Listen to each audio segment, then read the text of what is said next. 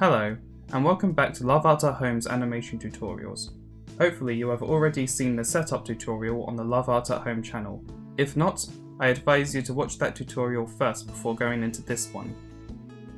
In this tutorial, we're going to be teaching you how to do some stop motion magic. Okay, so for our first stop motion magic trick, we're going to be changing something into something else using our hands. For this I'm going to be using an orange candle and a satsuma, because they're both orange, but you can use anything you like, just as long as you can completely conceal it in your hand. What I'm going to be doing for this is I'm going to have the hand come in from the side and present the candle to my phone's camera. So I'm just going to make sure that all lines up, and then I'm going to move the hand just so it's slightly off the side of the camera, and you might want to get someone else to help you take photographs for this since you're using your own hands to animate.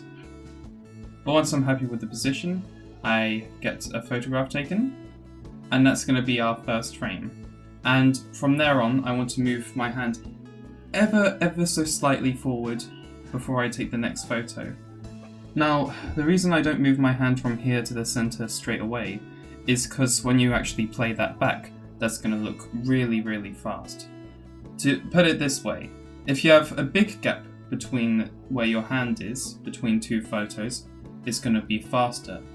But if you have your hand only moving a little bit between photographs, it's going to look a lot slower. So we just want to get a nice, slow hand moving in to present the candle. You can use the onion skin to check where your hand was last to make sure your hand is moving only slightly away from it. And keep doing this cycle of moving it forward and having a photograph taken until you get your hand into the center. And then I like to take just maybe 3 or 4 photographs at the end, just so it looks like your hand is staying there for a little bit before it does the magic trick. So once your hand is made to the center, make sure once again that the camera can see the candle or whatever object you choose to use. And then very slowly, as you've done with moving the hand forward, you want to slowly wrap your fingers around the candle. So repeat the cycle of closing and photographing until it completely covers the object. And at the end, I'm just going to take the candle out of my hand and then realign myself using the onion skins, as I don't need the candle now. I want to work in a little shake just to make it look like we're transforming this candle into a satsuma. So I'm going to do a shaking motion with my fist and animate that. So I'm going to break down this fist into 4 positions. So I've got an up position, take a photo, a middle position, and take a photo, down position, take a photo, and then back to the middle. So what I've done is I've broken down the moving or shaking of my fist into 4 different parts. So that way, when it plays together, it'll look like I'm shaking the fist up and down. I'm going to repeat this another 2 times, and then take some frames at the end, just so it has a little pause.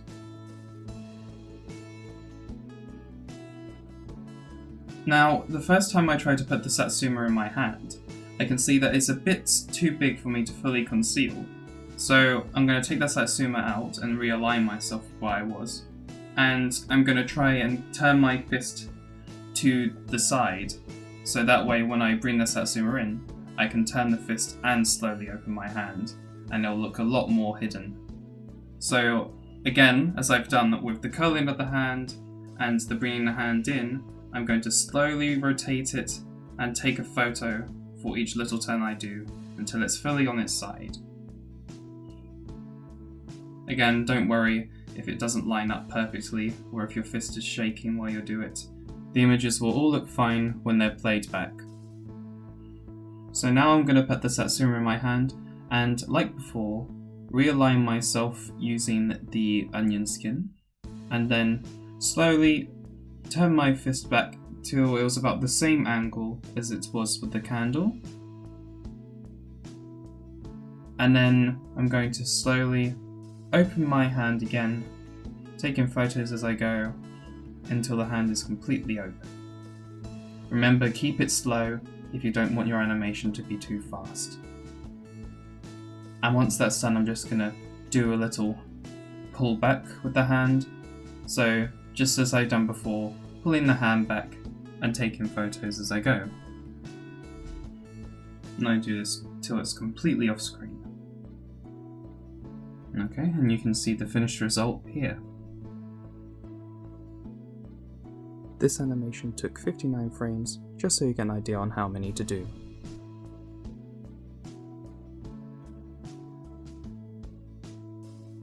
So for our next stop motion magic trick, we're going to be compressing books and all of the pages into one sheet.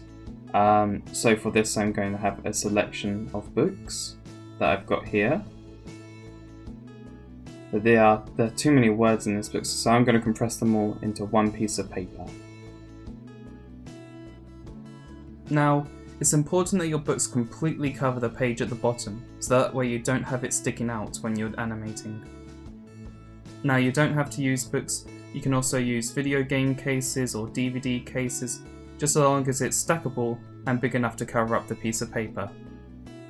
So what I'm going to do first is lay down a sheet of paper, just in the middle there, so it's in view of my camera. And then on top of that, I'm going to start laying down the books. I'm going to be using 3, but you can have a stack that's higher, but I think 3 is a comfortable number to stick with. So I've got my little book tower here.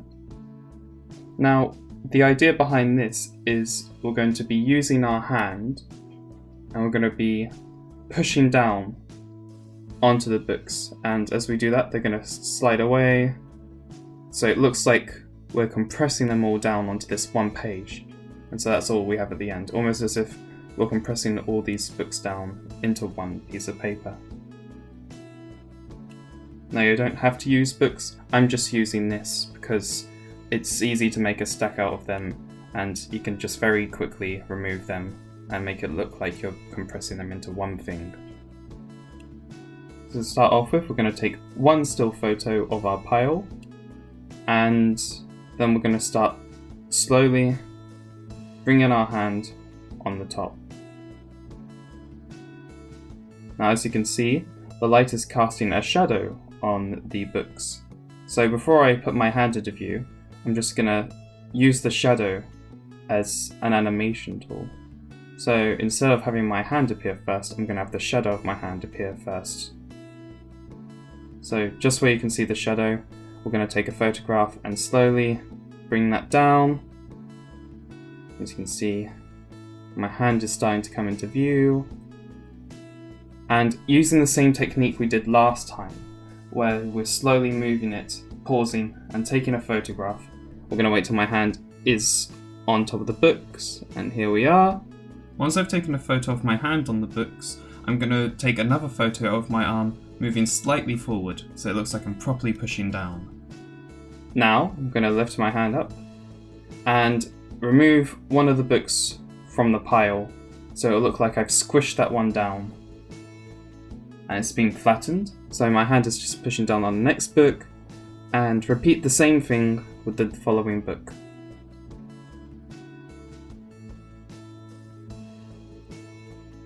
And then the last one, and then just realign that paper and push down on that. And then I'm going to take another frame of just me and my arm slightly raised and my hand slightly spread out. And then afterwards I'm just going to add me lifting my hand up off the sheet of paper and going all the way till both my hand and my shadow are out of view, so you just see the page. And then it will look like I've compressed all of them onto this one sheet of paper.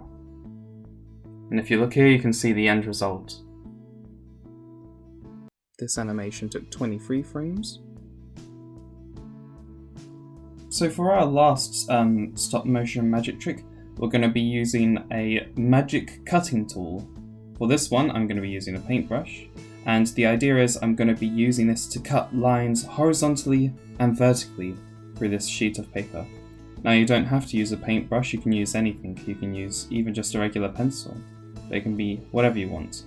It'll be helpful to mark down roughly where your sheet of paper is with tape, because you're going to be moving it quite a bit, so it'll be easier to realign it if you have that there. So, same as before, I'm going to start with my paintbrush up here, take a photo, and slowly bring it down. Same as last time, you can also see my shadow, so I'm using that as well. So slowly bring the paintbrush down, and then place it at the edge of the paper and take 2 photos, just so it sits there for a little bit. Now, here is the slightly tricky part. So I'm going to take my paintbrush off, and then I'm just going to do a little tear in the corner. I'm not going to be using scissors for this, because they can be quite dangerous. Ripping is just going to be perfectly fine. So we're going to use the onion skin and the tape to realign the paper with where it was. And then we're going to place our paintbrush at the very end of the tear we just made. So when you're playing it back, it's going to look like that the paintbrush is tearing through this page. So if I keep ripping it up, very slowly to start off with, and again I'll put my paintbrush down. Now don't worry if your hand isn't at the exact same position as it was on the paintbrush. If it is really an issue, you can just put some tape markers on it so you know where your fingers and thumb go. But because the animation will be moving quite quickly, this shouldn't be an issue, so I wouldn't worry too much about it. So we're just going to repeat this process all the way throughout. You'll see that I'm starting to make bigger tears as I get closer towards the end. So this is supposed to be me speeding up as I get closer towards drawing through this line. Now remember what I said about having shorter gaps for slower things and bigger gaps for faster things. And because I want to get faster at the end, I'm making the rip gaps bigger.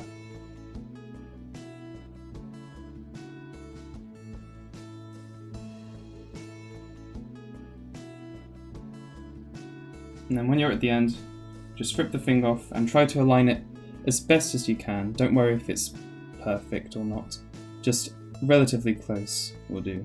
And then have your paintbrush at the end and pause there. Make sure the paintbrush is still visible in the frame though. Now I want to do a line on the other side. So after this, I'm going to slowly take my brush up and then animate it as I move the brush over to the other side of the page, and then place it down on the other side in roughly the center. And then once again, take a few frames as I pause there. Now again, I'm going to do the same thing. I'm going to rip this end just a bit, and then put my paintbrush at the end of where I'm ripping. So again, it's going to look like I'm drawing this line through with my paintbrush.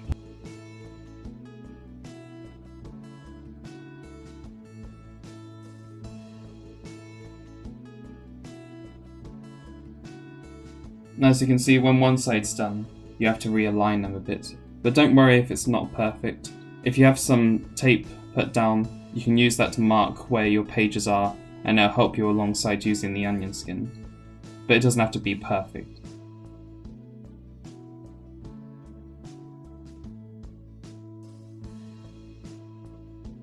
When you get to the end, you should have 4 cut out bits of paper, all thanks to your magic cutter. And now I'm going to start slowly lifting my paintbrush until both the shadow and the paintbrush are gone from frame. And this is what that looks like. This animation took 38 frames.